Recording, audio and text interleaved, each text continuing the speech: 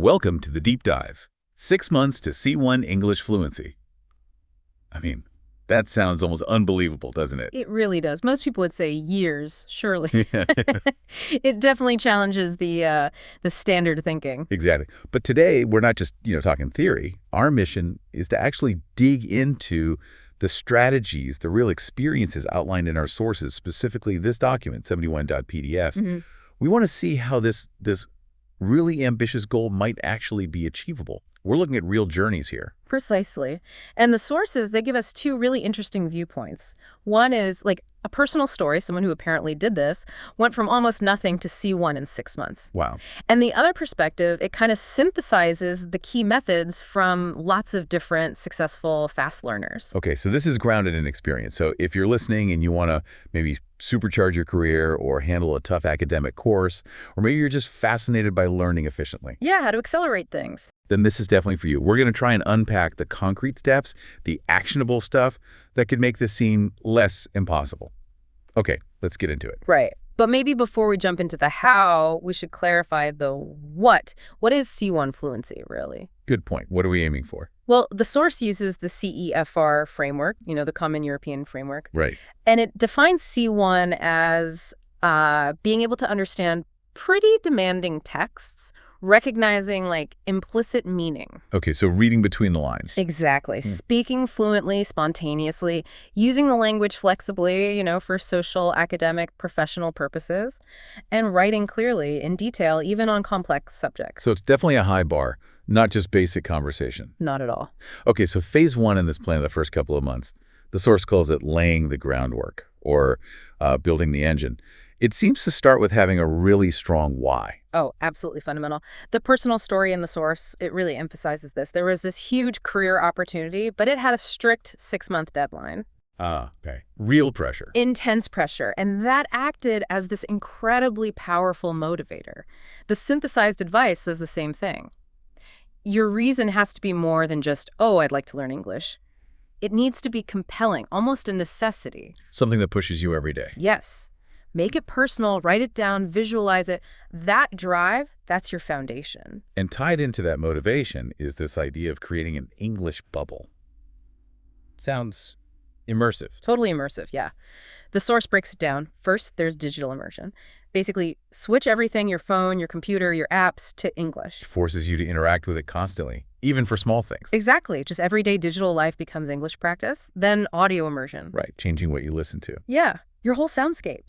Start with easier stuff, maybe graded readers, A2B1 level podcasts, but then quickly move up. Podcasts on topics you actually enjoy. With transcripts sometimes, maybe without later? Yes, precisely. And English music, but really listening to the lyrics, analyzing them. News like BBC World News, NPR. And visual immersion. Movies, TV shows. The source suggests starting with English subtitles.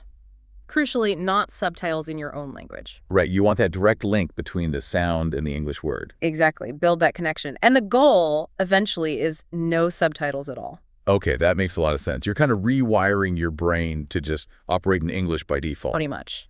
But the source is clear, isn't it? Yeah. Just passively soaking it all in isn't enough for C1 in 6 months. You need structure, too. Oh, absolutely. Passive exposure helps, but you need active, structured learning running alongside it.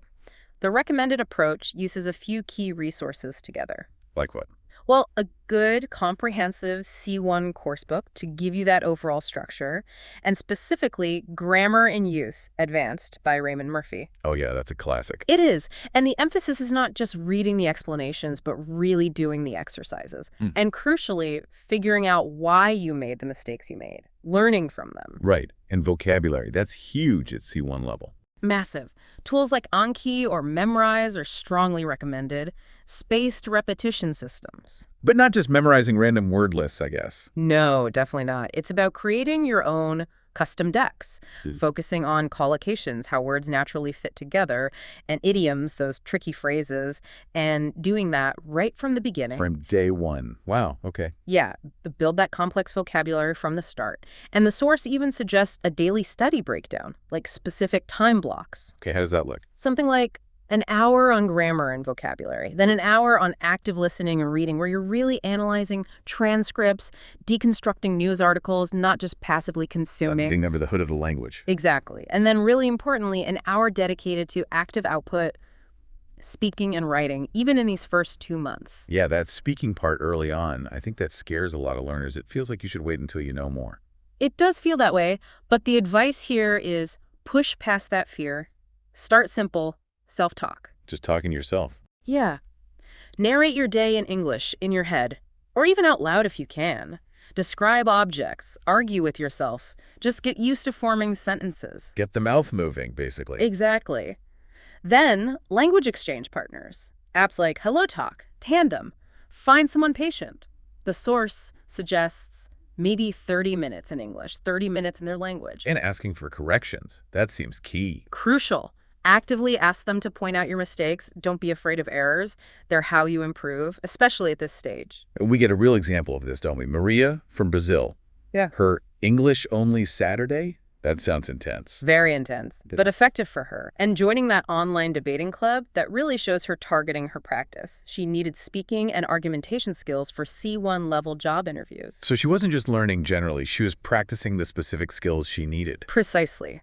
Active targeted use in a challenging context. That definitely sped things up for her. And that kind of intensity leads us nicely into phase 2. Right, months 3 and 4. This is acceleration and refinement, or as the source puts it, gearing up. Yeah, the engine's built, now it's time to push it harder. The foundation is there, so now you focus on refining your output and tackling those tricky C1 level nuances. Okay, so what are those nuances specifically? Well, things like really mastering complex sentence structures, conditionals, relative clauses, passive voice, inversions, the more complicated stuff. How do you even practice that? The source suggests looking at models, high-quality journalism like The Economist or The Guardian. See how they use these structures naturally and try to emulate them. So moving beyond simple sentences to a more sophisticated expression, and vocabulary must get tougher too. Oh yeah, it shifts towards more nuanced words. Lower frequency vocabulary, synonyms with subtle differences in meaning, and really getting comfortable with idioms. How do you track all that? Keeping an idiom journal is one practical tip mentioned. And it's not just knowing words, it's understanding implied, meaning sarcasm, irony, understatement. Ah, the really subtle stuff. That's hard. It is. The source suggests watching sophisticated comedies or dramas can help, and crucially, discussing them with native speakers to check your understanding. So it's about the layers of meaning, not just the dictionary definition. And I assume the active output speaking and writing ramps up significantly here. Definitely ramps up. The source strongly recommends getting professional tutoring at this stage. Platforms like italki or Verbling. Why a tutor specifically now? To get targeted feedback on your specific weaknesses, and to practice C1 exam-style tasks. Even if you don't plan to take the exam, those tasks are designed to test C1 skills, so they're great practice. Makes sense. Targeted practice.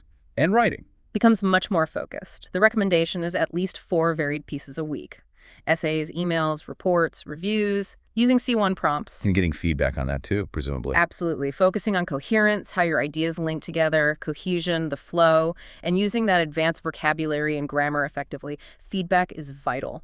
The source also mentions a technique called shadowing for this phase. What exactly is that? Shadowing is interesting. You basically listen to a short clip of a native speaker, and you try to speak along with them, like simultaneously, mimicking their exact pronunciation, intonation, rhythm. Like being their echo. Exactly, like being their shatter. It sounds a bit strange, but it's apparently really effective for improving your own prosody, the music of the language, and reducing your accent. I could see how that would train your ear and your mouth. And there's a big milestone mentioned here, thinking in English. That sounds like a huge mental shift. It really is. It's that point where you stop constantly translating back and forth in your head. You start just operating in English. How do you encourage that? Well, one tip is if you don't know a word in English, try to describe it using other English words instead of defaulting to your native language. Just come locution, right? Exactly. And keeping a journal, just writing your thoughts down directly in English, is another great way to foster that mental shift. Okay, this progression feels logical. Build the base, then refine and push the complexity. Which brings us to phase 3, the final stretch, months 5 and 6. Polishing and performing. Or reaching cruising altitude, as the source nicely calls it. I like that. So what's the focus here? It's really about consistency, polishing off any rough edges, and building stamina. You need to be able to use high-level English comfortably for extended periods. Full immersion becomes even more critical. So the content you consume gets even harder. Definitely. We're talking C1 plus level material now, academic lectures, maybe on Coursera or edX, complex documentaries, classic literature, challenging opinion pieces from diverse sources. You need constant exposure to sophisticated language and ideas. And speaking practice, does that change too? Yeah, it moves towards more complex interactions, debating topics, joining online discussion groups or webinars, having deeper conversations with tutors or partners about current events, societal issues, abstract concepts. So really using the language to grapple with complex ideas. Exactly. Articulating nuanced opinions, understanding different perspectives, using persuasive language effectively. Now, the source suggests doing exam prep in this phase, even if you're not actually taking, say, the Cambridge CAE exam. Why bother? Well, those exams are specifically designed to assess C1 skills across the board. So preparing for them, doing mock tests, it's a fantastic way to benchmark your abilities. Find any remaining weak spots. Precisely. And it gets you used to the demands of performing under pressure, which is useful regardless of whether you take the formal tests. Okay, but this whole 6 months sounds incredibly intense. Burnout must be a real risk. Oh, absolutely. The source acknowledges that. It stresses the need for variety in your learning activities to keep things fresh. Mix it up a bit. Yeah, and celebrating small wins along the way to keep motivation high. And just as importantly, making sure you schedule in rest and recovery. It's a sprint, but you still need to pace yourself to avoid hitting a wall. That's crucial. And we get another cool example here. Kenji from Japan, using online video games. Yeah, multiplayer games with players from the UK and US. And watching British panel shows like QI. How did that help specifically? It threw him into spontaneous, informal chat. He had to understand fast speech, different accents, slang, banter, the kind of unpredictable English you don't always get in textbooks. Learning through fun, basically. Exactly. Finding ways to integrate practice into activities he actually enjoyed. It makes the learning stick better. Okay, so pulling all this together, the source has a section on realistic tips and tricks for a 6-month sprint. Drawing from all these experiences, what are the absolute must-dos? Well, a few things really jump out. Consistency over intensity is huge. Daily, focused effort beats occasional marathon sessions every time. Little and often. Exactly. And active learning, not passive consumption. Really engage with the material, take notes, ask questions, talk about it. Don't just let it wash over you. Right. And maybe the hardest one for some, embrace mistakes. See them as learning opportunities, not failures. Don't let fear paralyze you. That's a big mental shift. Finding a community is also mentioned. Yes, definitely. Online forums, local meetups, study groups. Connecting with other learners provides support, motivation, shared understanding. It makes it less lonely. And making it personal. Crucial. Use materials and topics you genuinely find interesting. If you hate politics, don't force yourself to only read political news. Find something else. And of course, you have to work on all 4 core skills. Reading, writing, listening, speaking. Balance is key. Can't just focus on your favorite one. What about tools? SRS was mentioned earlier. Yes, spaced repetition systems like Anki for vocabulary are highly recommended for long-term retention. It's just much more efficient than traditional flashcards. What else? Getting feedback, especially for speaking and writing, is non-negotiable at this level. Sure. Recording yourself speaking, even though it feels awkward, can be incredibly revealing for spotting your own errors. Oh, I bet. And reading. Read everything voraciously. Start where you are, maybe with graded readers, but constantly push yourself towards more authentic, challenging stuff. And don't neglect pronunciation and intonation. The shadowing technique helps there. And we saw those practical examples.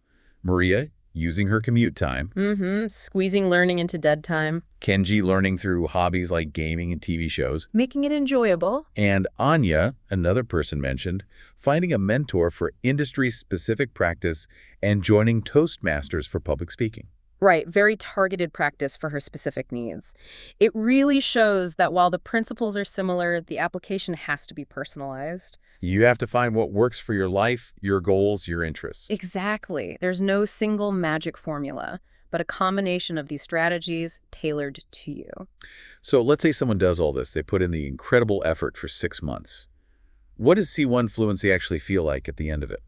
The source describes it as a real sense of confidence. You feel able to understand and engage in most situations without straining. Less mental effort. Yeah, and flexibility. You can express yourself differently depending on the context, formal, informal. You can understand nuance, implied meaning, and use more sophisticated language yourself. Spontaneity, too. Less pausing and searching for words. Definitely more spontaneity, less hesitation. It's not about being absolutely perfect. Nobody is, not even native speakers.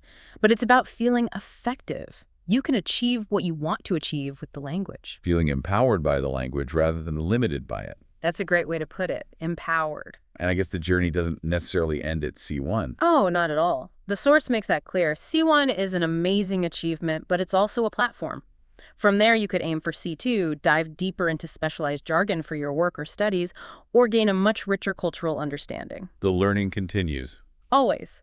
But the core principles that immersion, the structured learning, consistent practice, active engagement, having that strong why they apply no matter what level you're aiming for next. So the big takeaway here seems to be that reaching this advanced fluency, even quickly, isn't really about some innate language gift. Not primarily, no. It's much more about smart strategies applied consistently, plus a significant amount of hard work and sheer perseverance. It's about fundamentally changing how you interact with the language. Exactly. Intentional, focused effort over time. Okay, so let's wrap this up. Achieving C1 English in just 6 months. Well, it sounds daunting, and it requires serious dedication, no doubt about it. Huge dedication. But as the experiences we've looked at suggest, it does seem possible with the right approach. The key things we've talked about are setting that clear, motivating goal, Knowing your why. creating that immersive English And bubble, living the language. combining it with structured learning, using good resources, Yeah. practicing all 4 skills consistently, Reading, writing, listening, speaking. All of them. actively seeking feedback, and finding ways to stay motivated through that intense process. Yeah, those are the cornerstones. And maybe the most interesting thought to leave people with is, how could you apply these same principles, this idea of intense focus, immersion, structured practice, active engagement? How could you apply that to other things you want to learn or achieve? Not just languages, but any complex skill. What goal that seems impossible right now might actually become achievable with this kind of focused strategic effort? That's a powerful question. Taking these language learning strategies and applying them more broadly. Yeah, lots to think about there. Definitely something to ponder. Well, thank you for joining us for this deep dive. We really hope this look into accelerated language learning has given you some useful ideas, maybe some inspiration for whatever your own learning journey involves. Hope so too. Remember, that potential for growth, for reaching ambitious goals, it's there. Thanks for listening.